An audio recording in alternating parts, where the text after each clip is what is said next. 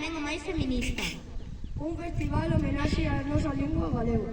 As nenas e nenos do Caselles prepararon este festival cheo de sorpresas. Música e humor, toda na nosa lingua. Van comenzar os máis pequenos, as nenas e nenos de primeiro, que cantan e bailan, vai a festa.